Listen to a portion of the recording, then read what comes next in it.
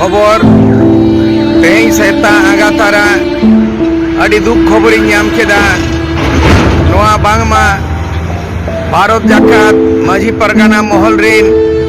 देश परगाना बाबा मन रामचंद्र मुर्मू दो बनु अकादिया नोआ खबर दो आजम केदा आइरिन दिसम दालान गाते मन दशरथ हांसदा होते थे जहां गोगड़ो रिन कनाय आज सामगे सुर सुपुर किन तहेना आयुर अगु सुतु अगु मन रामचंद्र मुर्मू दो सरकारी माचेते ताहे कना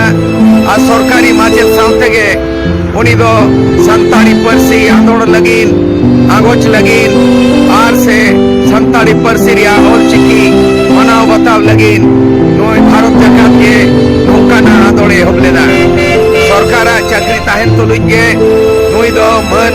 रामचंद्र मुर्मू दो नोआ जखन सरकारी चाकरी ताय ओना दो चाबा केदा मेनखाय ओना कमी चाकरी पुरो तायम भारत जाकात माझी परगाना महल रिन और देश परगाना लेखाते उनी दो कमी भरिया को गो अकादिया उनी रिन जुरी जोता जहां करुणा मुर्मू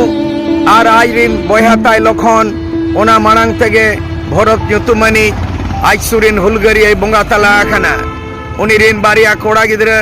और मिट्रंग होनेरा तिरले नुकु ओड़ा परिवार जोतोय बगित गोड़म को नाती पुती को ओड़ा दुआर को पेरेज अकादा मेखान उनकिना एनेम अड़ी मारांग एनेम मेना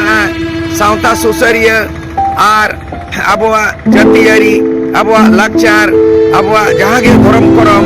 आबो आदिवासी को धर्म कोड लगी नुकिन दो भारत दिसम रिया भारत सरकार ठेन दारी सका मेमो दिल्ली दरबार किन सेटेरा और नुकिन दो पेशा कानून रिन ओनोलिया ओली और उदुगी मन डॉक्टर बीडी शर्मा और धार दिसम रिन परगना मन हरेंद्रनाथ मुर्मू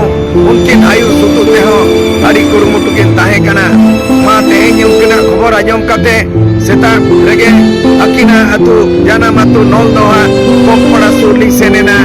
और उनकिना माने अंतिम यात्रा अंतिम विदाय लगी सजाव सपना हुई कना मा दिसम को